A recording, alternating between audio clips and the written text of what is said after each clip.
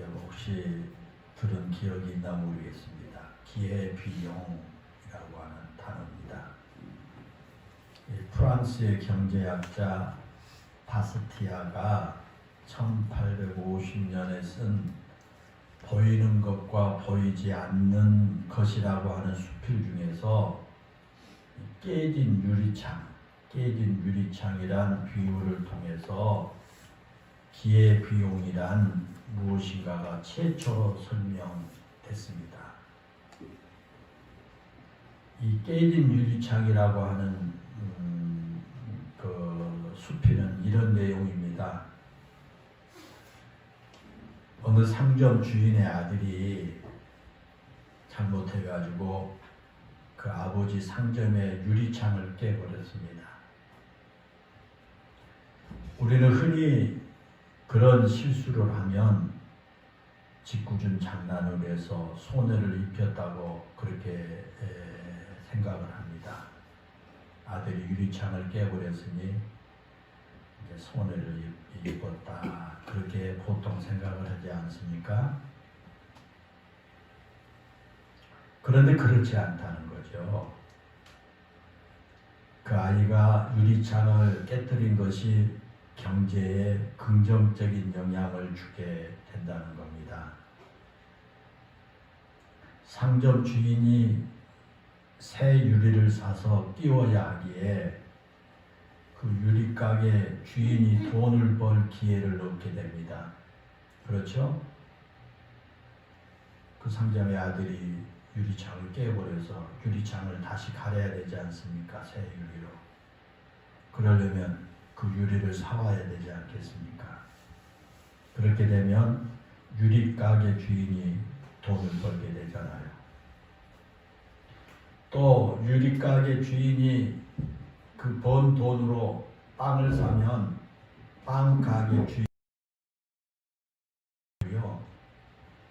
그런 일들이 많아지면 그 빵 가게는 더 많은 사람을 고용해서 일자리가 늘어나게 됩니다. 그러기에 그 유리창을 깬 아이는 마을 공공의 이익을 가져다 주게 된다는 것이죠. 바스티아는 그렇게 생각하는 것을 보이는 것이다, 그렇게 말합니다. 유리창을 깼더니 마을의 공공의 이익에 기여했다. 그런 것을 보이는 것이라고 말합니다. 그러나 반대로 보이지 않는 것이 존재한다는 거죠. 상점 주인이 유리창을 교체하는데 돈을 썼기 때문에 신발을 구입하려고 했던 생각을 포기해야 합니다. 신발이 닳아져서 구입하려고 했는데 그 깨진 유리창을 교체하느라고 그 돈을 써버렸어요. 그래서 신발 구입한 걸 포기해야 되잖아요. 또 상점 주인이 신발을 구입하지 않았기 때문에 그 신발 가게 주인이 손해를 보게 된 거죠. 또 신발 가게 주인이 새로운 옷을 사려고 했는데 수입이 줄어들어서 새로운 옷을 사지 못했습니다. 그러면 옷가게 주인이 옷을 팔지 못함으로써 그 옷가게는 일하는 사람을 줄여야 하죠. 종업원을 줄여야 합니다. 이것이 보이지 않는 것이라고 바스티아는 그렇게 말하고 있습니다. 이 이야기처럼 한편에서 이득이 생기면 다른 한편에서는 그만큼 이득을 얻지 못하는 상황이 발생하게 됩니다. 이것을 기회비용이다, 그렇게 말합니다. 그래서 이것을 못하는 것, 그걸 갖다가 기회비용이라고 말합니다. 기회비용이라고 하는 것은 자신이 무언가를 선택함으로써 선택하지 못한 것, 포기했던 것들 중에서 얻을 수 있는 최고의 그 가치 비용을 기회비용이다, 그렇게 말합니다. 좀 쉽게 말하면 내가 하나를 선택하면서 다른 하나를 선택하지 못함으로 인해 나에게 주어진 손해의 가치를 말합니다. 우리는 늘 그런 선택을 하며 살아가지 않습니까? 선택을 함으로 얻어지는 이익도 있지만 또한 선택하지 않음으로 인해서 손해를 볼 수도 있는 거죠. 그래서 우리는 무언가를 선택할 때 고민을 합니다. 선택을 높여놓고 이걸 선택할까 저걸 선택할까 고민한 거죠. 무엇이 더 나은 선택인지 무엇이 덜 손해를 보는 선택인지를 놓고요 우리들이 고민을 하게 되지 않습니까? 그리고 가능하면 그 기회 비용이 적은 쪽을 선택하게 되는 것입니다. 그렇다면 여러분은 신앙생활을 하면서 얼마나 기회 비용을 지불하고 있습니까? 여러분들이 다 신앙생활합니다. 믿음생활합니다. 그 믿음생활하면서 얼마나 기회 비용을 지불하고 있느냐라는 거예요. 분명한 것은 믿음을 선택하고 믿음으로 우리가 살려고 하는 데는 그만큼 포기해야 할 것들이 많습니다. 그렇잖아요? 우리가 신앙생활 하려면요 그만큼 포기해야 할 것들이 있다라는 거예요. 예를 들어볼까요? 축구를 좋아하는 사람이 주일날 예배를 드리기 위해서 그 축구 모임에 가지 않는다면 축구를 통해서 얻을 수 있는 기쁨을 포기해야 하잖아요. 그래요. 주일날 예배 드리러 가야 되기 때문에 축구 모임에 가지 않으면 내가 그 기쁨, 축구를 통해서 얻을 수 있는 기쁨을 포기하는 거죠. 또 요즘처럼 날씨가 좋을 때 사람들이 주말이나 주일이 되면 가족끼리 여행을 가잖아요. 그러나 우리는 하나님께 예배를 드리기 위해서 여행을 포기할 때가 있습니다. 그렇게 여행을 포기함으로 가족끼리 가는 여행을 통해서 얻을 수 있는 유익을 얻지 못하지 않습니까? 그렇죠? 그게 우리가 지불해야 될 그런 기회 비용이지요. 또 우리 아이들이 주일 아침이 되면요 늦잠을 자고 싶어 하지 않습니까? 우리 청년들도 좀 더 자고 싶을 거예요. 주일날 푹 자고 싶어요. 그런데 여러분 우리가 교회 가야 되기 때문에 일찍 일어나야 되지 않습니까? 알람 시계 맞춰놓고 여러분 또 일어난 사람도 있고요. 한 주간 동안 피곤한 몸과 마음을 위해서 늦잠을 좀 자고 싶은데 그것을 포기하고 교회에 나와야 되지 않습니까? 그것이 기회 비용이에요. 그것이 우리가 믿음 생활하기 위해서 지불해야 될 기회 비용이다라는 거예요. 그러나 여러분 이 신앙은 단순히 그런 소소한 것을 포기한 것에 머무르지 않습니다. 우리가 성경을 보면요. 마태복음 10에서 밭에 감추인 보화에 대한 비유를 말씀하시는데요. 그 밭에 감추인 보화를 발견한 어떤 사람이 자기의 소유를 다 팔아서 그 밭을 샀습니다. 어디 가다 보니까 어느 밭에 아무개 집에 밭에 보화가 있어요. 그걸 발견하고 나서는요. 자기 집에 가서 자기 집에 모든 것을 다 팔아가지고 그 밭을 산 거예요. 그 주인이 그 시세보다 몇 배가 더 비싸다고 생각하는데 돈은 달란트를 줄 테니까 그 밭을 팔라고 해가지고 그 밭을 산 거예요. 그 밭에서 그 사람은 보화를 발견했기 때문에 그렇게 선택한 거예요.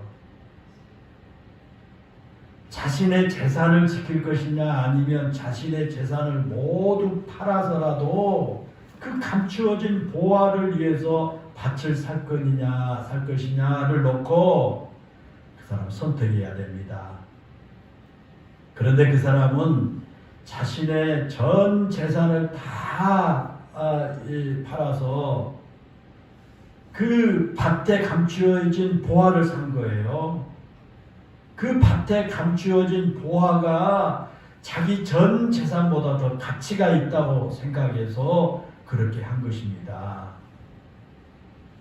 그런데 성경은 그것을 그 보화를 천국에 대한 비유라 그렇게 말씀하세요. 마태복음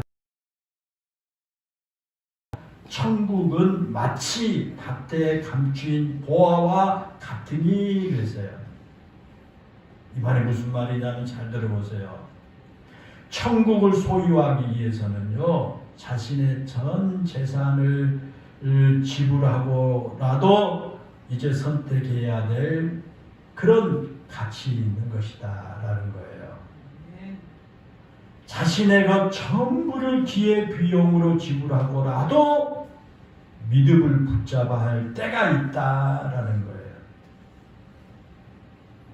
그런 걸 우리가 초대교회에서 볼 수 있지 않습니까? 초대교회 때는요, 그 기회 비용이 자신의 생명이기도 했어요. 그래서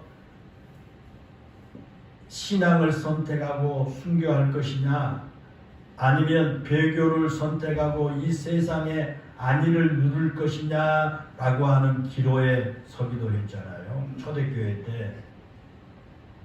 물론 믿음을 버리고 세상의 것을 선택한 사람들도 그 당시 많았습니다.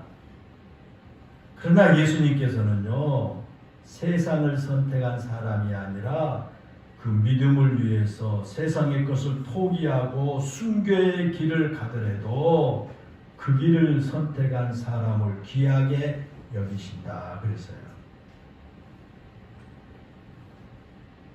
사랑하는 여러분, 그렇다면 이제 우리 스스로에게 한번 물어보십시다.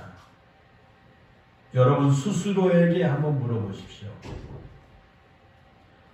우리는 믿음을 위해서 무엇까지 기회 비용으로 지불할 수 있느냐라는 겁니다.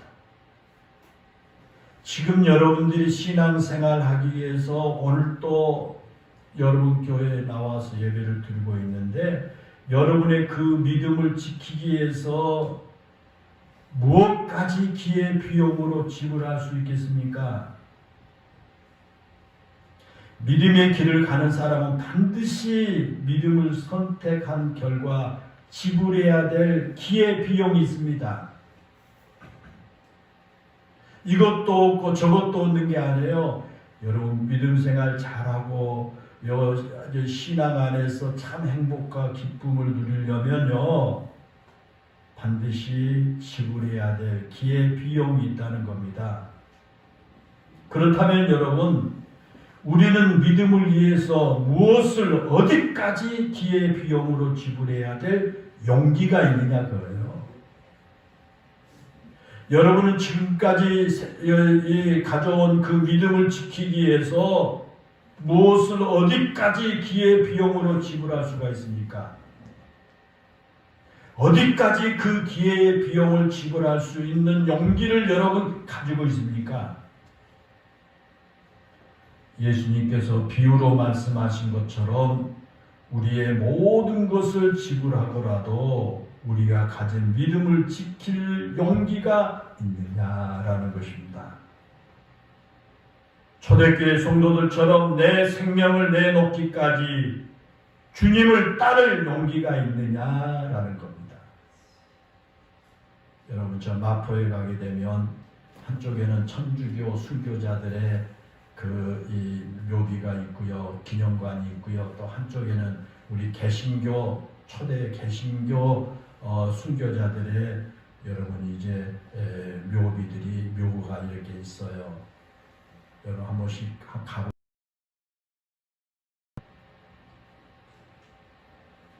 거기에 많은 순교자들이 그 믿음을 지키기 위해서 이 땅에 하나님의 나라를 지키기 위해서, 믿음을 지키기 위해서 그들은 자기들의 생명을 기의 비용으로 지불했다라는 것을 우리 생각할 때 정말 은혜로운 거예요. 제가 감독을 할 때 외국에서 손님들이 그때 한 70여 명 왔어요. 교단 행사에서 세계 각 나라에서 70여 명 왔는데 서울에 한 서너 곳을 이렇게 관광을 시켜주면서 양화진 거기를 갔어요. 거기를 가가지고 한 곳 한 곳 설명해 주면서 이렇게 돌아보고 나서 한결같이 동남아시아 목회자들이 감탄한 것은요, 한국이 이렇게 부강한 나라가 되고 잘 사는 나라가 된 건 다 이유가 있다. 세계 어느 나라를 가도 이렇게 순교자들을 위해서, 또 거기에 보면요, 외국 선교사들이 와서 순교한 사람들 그 가족들까지 다 모셔다가 거기 이렇게 묘를 해놨어요. 언더우드라 그래서 다 해놨는데 이렇게 하는 것은 한국밖에 없다. 그러니 한국이 하나님으로부터 축복을 받는 나라가 될 수밖에 없다라는 것을 깨닫고 그들이 그걸 보면서 큰 은혜를 받더라고요. 우리는 믿음을 지키기 위해서 무엇을 어디까지 기회 비용으로 지불할 수 있는 용기가 있느냐라는 거예요. 우리 한번 생각해 보십시다. 나는 무엇을 어디까지 신앙생활을 위해서, 믿음 생활을 위해서 포기하고 기회 비용으로 지불할 수 있는 용기가 있느냐라는 거예요. 오늘 본문은요, 그런 용기를 갖지 못한 한 사람에 대한 이야기예요. 그런 기회 비용을 지불할 수 있는 용기를 갖지 못한 한 사람의 이야기가 오늘 우리가 읽은 본문에 나옵니다. 그가 누굽니까? 바로 이스라엘의 초대 왕인 사울이에요. 사울에게 하나님께서 기회 비용을 지불할 기회를 주셨거든요. 오늘의 본문의 이야기는요, 요약하면 이와 같아요. 사울 왕이 아말렉과의 전투에서 승리하고 돌아온 후에 벌어진 그런 이야기거든요. 아말렉과의 전쟁에서 이스라엘의 사울 왕이 승리를 거뒀어요. 그런데 승리하고 난 후에 문제가 발생합니다.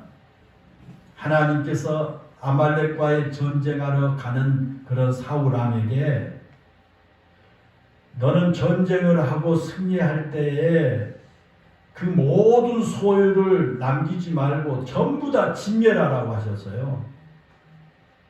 전쟁에서 승리하게 되면 그 많은 그 나라의 소유물들이 있잖아요. 그걸 가지고 오지 말고 전부 다 남기지 말고 다 진멸하라. 그렇게 하나님께서 사울 왕이 전쟁하러 갈 때, 아말렉과의 전쟁하러 갈 때 그렇게 말씀을 하셨거든요. 그런데 그 전쟁에서 승리한 사울 왕이요, 하나님의 그 명령을 따르지 않아요. 전쟁에서 승리한 후에요, 그 전리품으로 아각 왕을 사로잡아 오고요, 각종 짐승 가운데 살찌고 좋은 짐승을 죽이지 않고 전부 사로잡아 왔어요. 그리고 사무엘상 15장 9절에 보면요, 가치가 없고 하찮은 아주 그 별별 없는 것들만 다 진멸하고요, 좀 살찐 그러한 짐승이라든지 그런 좋은 전리품은요, 하나님이 다 버리고 진멸하고 오라고 했는데 그걸 가지고 온 거예요. 그러자 하나님께서 사무엘 선지자를 사울 왕에게 보낸 거예요. 하나님의 말씀에 순종하지 않는 그 사울을 이스라엘의 왕으로 세운 걸 후회하신다고 하시면서요, 함께 사무엘 선지자를 사울 왕에게 보낸 거예요. 그러자 사울 왕이 하나님 말씀을 거역했고, 그런 사울 왕을 바라보던 사무엘 선지자가 밤새도록 하나님께 눈물로 기도합니다. 그리고 나서 그 다음 날 사울 왕을 찾아갑니다. 그때 사울 왕이 아말렉과의 전쟁에서 승리한 것을 그 기념하는 기념비를 갈멜산에다 기념비를 세우고 돌아온 중이었어요. 여러분 한번 생각해 보십시오. 사울 왕이 아말렉과의 전쟁에서 승리한 것이 누구 덕분입니까? 누구 덕분에 사울 왕이 아말렉과의 전쟁에서 승리했을까요? 사울 왕이 군대를 잘 정비하고 작전을 잘 세워서 아말렉과의 전쟁에서 승리했을까요? 아니면 하나님께서 도우셔서 그들이 승리했을까요? 당연히 하나님께서 도우셔서 그들이 전쟁에서 승리한 것입니다. 그렇다면 여러분, 하나님을 위해서 감사의 기념비를 세워야 마땅하지 않겠습니까? 하나님이 도우셨으니까. 그런데 이 사울은요, 자기를 위한 기념비를 세웠어요. 자기가 잘해서 아말렉과의 전쟁에서 승리했다라고 하는 기념비를 갈멜산에다 세우고 돌아온 거예요. 그러면서 사무엘상 15장 13절에 보면요, 사무엘 선지자가 도착하자 아주 자랑스럽게 이야기합니다. 내가 여호와의 명령을 행하였나이다.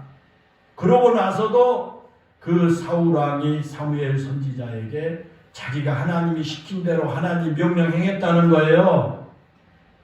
분명히 사울 왕은 하나님의 명령을 따르지 않았습니다.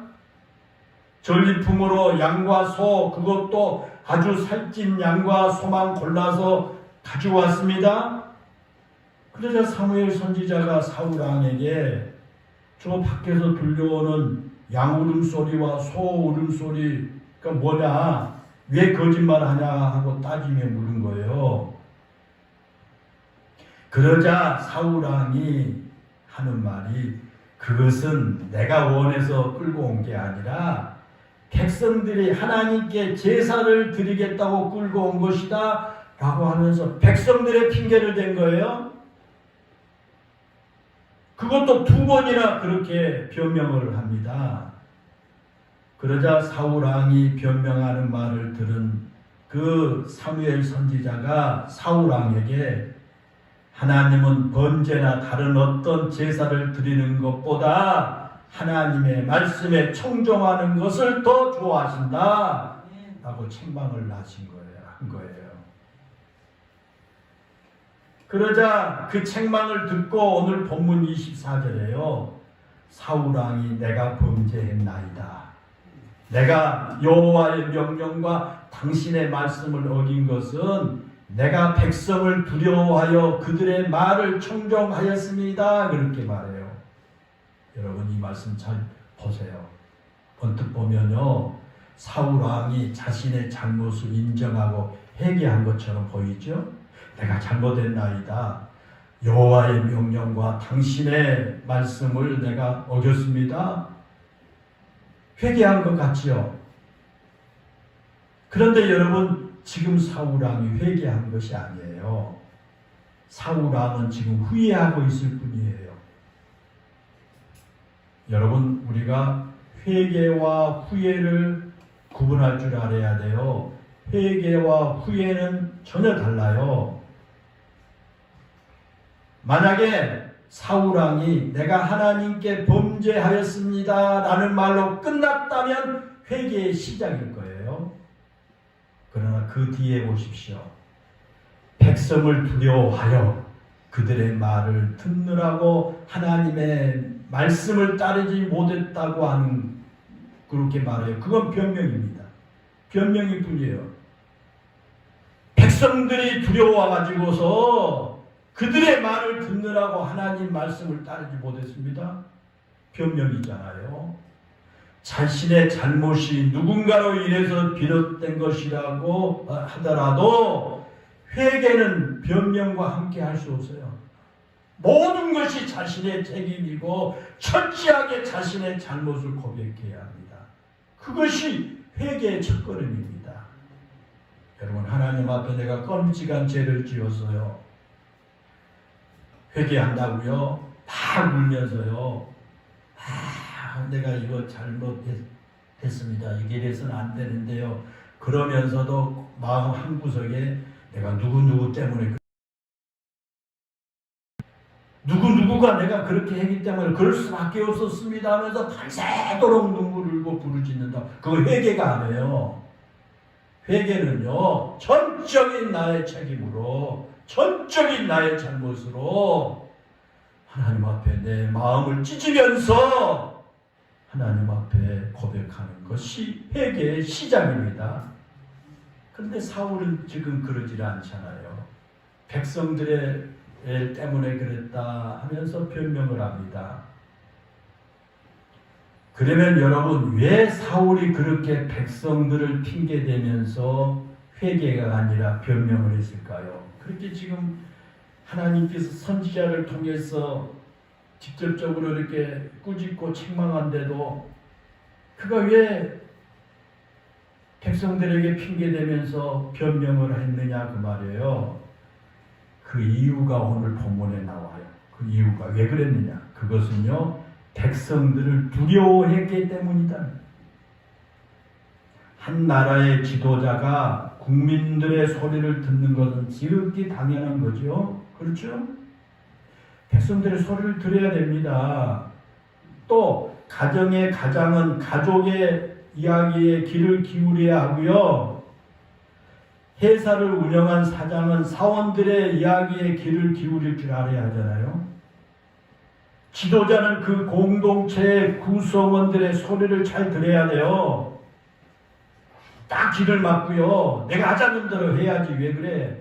이건 아니거든요. 내 말에 귀를 기울여서 잘 듣는 것하고 그들을 두려워하는 것은 달라요. 백성들의 말을 잘 귀 기울여 듣는 것하고 두려워하는 건 다릅니다. 사원들의 말을 잘 들어주는 것하고 두려워하는 것은 다른 거예요. 다릅니다. 이 두려워한다는 것은요, 그것에 많은 영향을 받는다 그런 뜻이거든요. 우리가 하나님의 백성으로 두려워해야 할 것은요, 이 백성들이 결코 아닙니다. 우리가 두려워해야 할 분은 오직 하나님 한 분뿐입니다. 우리 그리스도인들이 두려워해야 할 것은 하나님 때문에 우리가 이렇게 행동하는 거죠. 선택하는 거죠. 사람이 두려워서 그렇게 한 건 절대 아니다는 거예요. 물론 지도자로서 백성들이 두려울 수가 있습니다. 그런데 우리는 여기서 분명한 선택을 해야 합니다. 하나님을 두려워할 것이냐 아니면 백성들을 두려워할 것이냐를 선택해야 합니다. 물론 하나님을 두려워하는 것과 백성을 두려워하는 것 사이에 괴리가 없으면 좋겠지만 대부분의 경우에 하나님을 두려워하는 것과 사람을 두려워하는 것에는 큰 차이가 있게 되는 거거든요. 지금 사울 왕을 보십시오. 하나님께서 아말렉과의 전쟁에서 끝나고 승리한 후에 모든 것들을 다 전멸하라 라고 말했어요. 하나님의 그 명령입니다. 하나님의 말씀입니다. 그런데 거기 백성들이 두려워서 백성들 핑계대며 전리품을 가지고 왔어요. 하나님을 두려워했다면 그 하나님의 말씀을 선택했을 거예요. 그런데 그는요, 하나님보다는 백성들을 더 두려워했어요. 백성들의 두려움을 선택한 거예요. 오늘 본문에 보면 사울이 백성을 얼마나 두려워했는지를 잘 보여주고 있어요. 앞에서 말씀을 드린 것처럼 아말렉과의 전쟁에서 하나님의 말씀은 어긴 것은 백성들을 두려워했기 때문이라고 했죠. 그런데 여러분 거기에 그치지 않아요. 사울왕이 사무엘 선지자를 통해서 책망을 들었음에도 불구하고요, 여전히 하나님보다 백성들을 더 두려워해요. 지금 책망을 받고 있으면서도 하나님보다 백성들을 두려워합니다. 27절과 26절과 27절에 보면요, 사무엘 선지자가 사울왕에게 왕이 하나님의 말씀을 버렸기에 하나님께서도 왕을 버려 이스라엘 왕이 되지 못하게 하셨나이다 라고 이렇게 말씀하죠. 그와 같이 하나님의 말씀을 사무엘 선지자가 선포할 때에 사울왕이 그 말씀을 전하고 돌아서는 사무엘 선지자의 겉옷자락을 붙잡는 거예요. 왕이 하나님의 말씀을 듣지 않고 말씀을 버리고 그렇게 했기 때문에 왕은 이제 이스라엘 나라의 왕의 생명이 끝났습니다. 이제 왕 끝났습니다 라고 돌아서니까 사무엘 선지자의 옷자락을 막 붙잡아요. 그 겉옷자락이 찢어질 정도로 막 사무엘 선지자를 붙잡은 거예요. 사랑하는 여러분, 왜 사울왕이 그렇게 사무엘 선지자의 옷자락을 붙잡았을까요? 찢어질 정도로, 옷자락이 찢어질 정도로 붙잡고 안 놔뒀을까요? 사울왕이 사무엘 선지자를 통해 말씀을 선포하게 하신 하나님이 두려웠기 때문에 하나님을 붙잡는 심정으로 그렇게 사무엘 선지자를 붙잡았을까요? 하나님이 들어와가지고 지금 하나님 붙잡는 심정으로 선지자의 옷자락을 붙잡았느냐 그 말이에요. 우리는 그 다음에 보여진 사울왕의 입에서 나오는 말을 통해서 왜 사울왕이 사무엘 선지자의 옷자락을 그렇게 찢어지도록 붙잡았는지를 알 수 있어요. 그 본문 30절 한번 보십시오. 사울이 이르되 내가 범죄하였을지라도 이제 청하옵나니 내 백성의 장로들 앞과 이스라엘 앞에서 나를 높이사 나와 함께 돌아가서 내가 당신의 하나님 여호와께 경배하게 하소서 하더라 그랬죠. 거기 자세히 보십시오. 사울왕이 사무엘 선지자와 함께 예배드리러 하나님께 예배드려 가기를 원하지요. 그래서 예배 자리에 자신을 데려가 달라고 지금 합니다. 그런데 왜 자신이 예배 자리에 가야 하느냐 하면 백성의 장로들과 이스라엘 백성들 앞에서 자신이 하나님께 버림받은 왕이 아니라 하나님께서 인정해 주시는 왕이라는 것을 드러내고 싶었기 때문에 그래요. 다시 말하면 하나님의 이름과 예배라고 하는 것을 빌려서 자신이 백성들에게 존귀하게 여김을 받기를 원한 거예요. 하나님 앞에 막 정말 회개하고 예배 드리려고 하는 게 아니에요. 제사장과 함께 이 성전에 들어가서 예배를 드리잖아요. 그럼 백성들이 다 보잖아요. 그러면서 역시 우리 왕은 하나님께서 인정하고 하나님께서 높여주신 왕이야. 봐라, 사무엘 선지자가 우리 왕과 함께 예배 드리러 가는 걸 보니 하나님이 나 사무엘 선지자가 우리 왕을 인정하고 있잖아 라고 하는 그 말을 백성들로부터 듣고 싶은 거예요.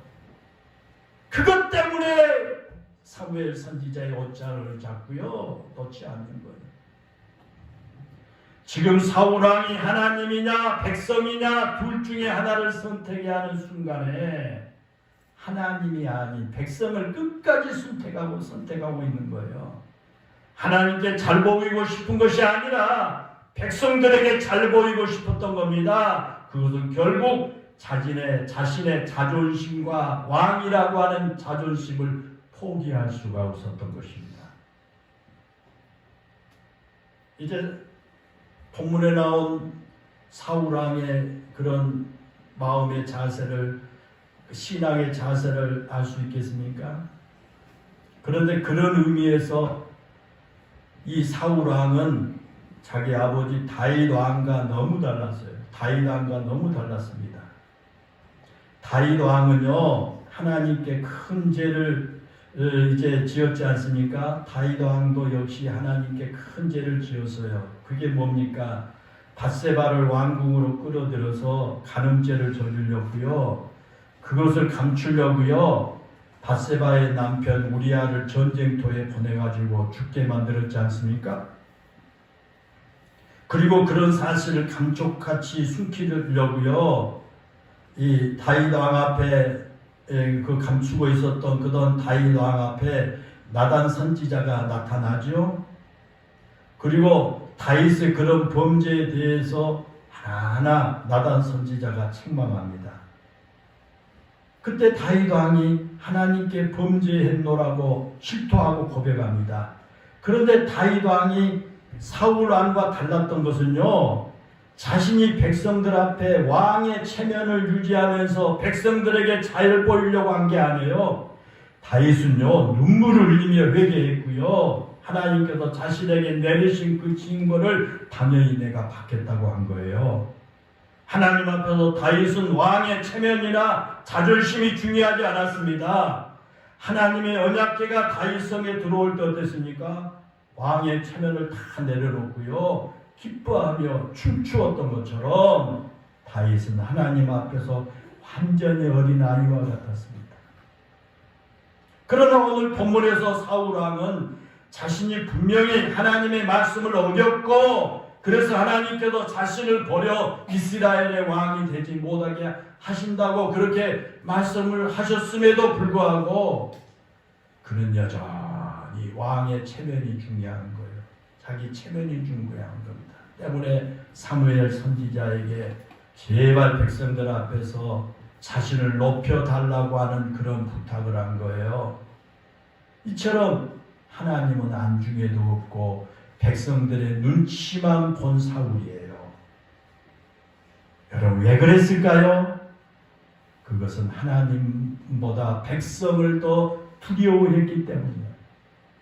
하나님보다 백성을 더 두려워하면 그렇습니다.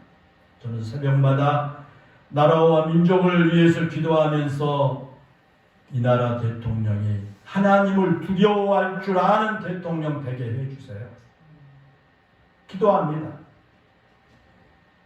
사울왕이 사무엘 선지자로부터 책망을 들을 때 새로운 기회 앞에 섰습니다. 그가 잘못했을지라도 선지자를 통해서 책망을 들을 때 그는 새로운 기회입니다. 그때 사울왕이 하나님의 책망을 듣고 하나님 편에 서기로 선택하고요, 자신의 죄를 철저하게 회개하고 하나님의 긍휼하심과 용서를 빌었더라면 하나님께서 사울왕을 용서하셨을 것이고 그 사울왕은 그의 왕위를 계속 이어갈 수 있었을 겁니다. 그런데 사울왕은 하나님을 포기하고 백성을 선택한 겁니다.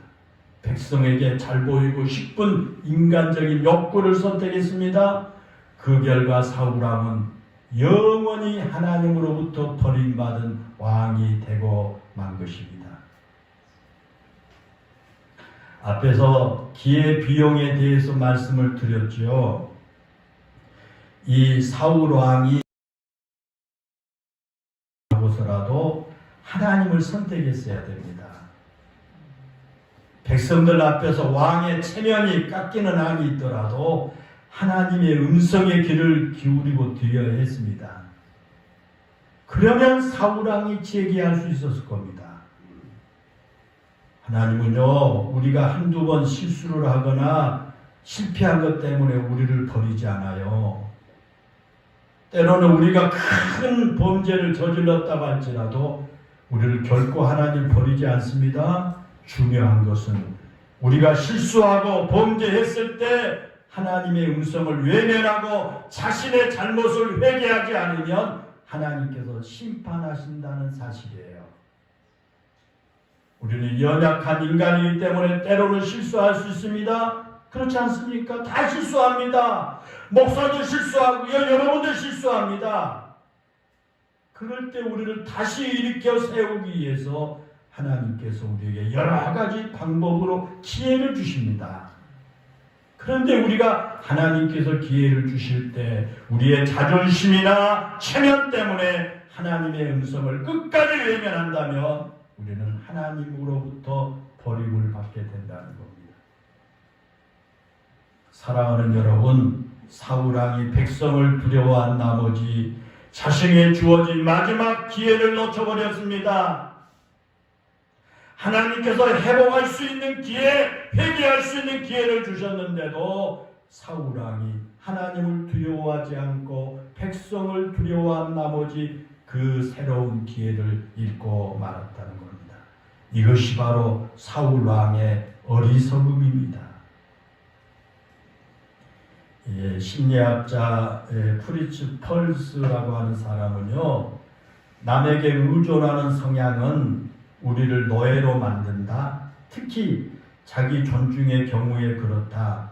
만인의 격려와 칭찬을 받아야 직성이 풀린다면 이는 만인을 자신의 심판관으로 삼는 것과 같다. 그런 말을 했어요. 이 말을 사울 왕에게 적용한다면요, 사울은 이스라엘 백성의 왕이 아니라 이스라엘 백성의 노예나 다름이 없다는 그런 사실이에요. 백성들의 눈치를 보느라고 하나님을 잊어버린 거예요. 백성을 자신의 심판관으로 삼은 거예요. 우리 인생의 참된 심판관이신 하나님을 버리고 백성을 심판관으로 삼으신 거예요. 사랑하는 여러분, 지금 여러분들은 어떻게 생활하고 있습니까? 어떻게 살고 있습니까? 혹시 너무 지나치게 남의 눈을 의식하며 살고 있지는 않습니까? 우리가 눈치를 보아야 할 분은 오직 하나님 한 분뿐임을 알아야 합니다. 지나치게 남의 눈을 의식하다 보면요, 우리는 바른 신앙생활을 할 수가 없습니다. 그 사람들의 눈치 보느라고 여러분 신앙생활을 바르게 못한 거예요. 사람들에게 칭찬을 받고 싶다는 욕망의 함정에서 벗어나지 못한다면, 사람들에게 인정받고 싶어하는 욕망의 함정에서 벗어나지 못한다면 우리는 나 스스로를 인간의 노예로 만들게 될 것입니다. 사랑하는 여러분, 지금 여러분 솔직히 무엇이 두렵습니까? 사람이 두려우십니까? 하나님이 두려우십니까? 아직도 끝나지 않는 코로나가 두려우십니까? 아니면 하나님 앞에 바로 서지 못한 내 자신이 두려우십니까? 사람이나 세상의 노예가 아니라 하나님의 사람으로 하나님을 바라보며 하나님을 의식하며 사시기를 바랍니다. 때로는 어떤 대가를 지불하고라도 하나님의 편에 설 수 있는 용기를 가지시기를 바랍니다. 지금 우리는 위기 가운데 살아가고 있습니다. 그 위기가 하나님께서 우리에게 주신 새로운 기회입니다. 믿음을 회복하는 기회이고 하나님 편에 설 수 있는 기회이고 하나님 말씀에 순종할 수 있는 기회입니다. 그 기회를 붙잡고 그 기회를 통해서 우리가 회복되고 성숙할 수 있고, 그 기회를 놓쳐버리고 하나님에게 멀어질 수도 있는 겁니다. 사랑하는 성도 여러분, 무엇을 선택하시겠습니까? 부디 하나님을 선택하시기를 바랍니다. 믿음을 선택하시기 바랍니다. 어떤 대가를 지불하고라도 생명의 길을 선택하는 우리 영일교회 성도들 모두가 되시기를 주님의 이름으로 축원합니다. 기도하겠습니다. 은혜롭고 감사하신 아버지 하나님, 오늘 우리가 사울 왕의 모습을 보면서 귀한 교훈을 받게 됩니다. 우리가 세상을 살아가면서 사울 왕처럼 하나님 말씀을 떠나 불신의 자리에 빠질 때도 있고 세상에 빠질 때도 있습니다. 하나님, 그러나 우리에게 새로운 기회가 주어졌을 때 그 기회를 놓치지 아니하고 올바른 선택을 함으로 말미암아 하나님으로부터 계속된 축복을 받게 하여 주시고 저들의 삶이 더 윤택한 삶이 될 수 있도록 되기를 간절히 원합니다.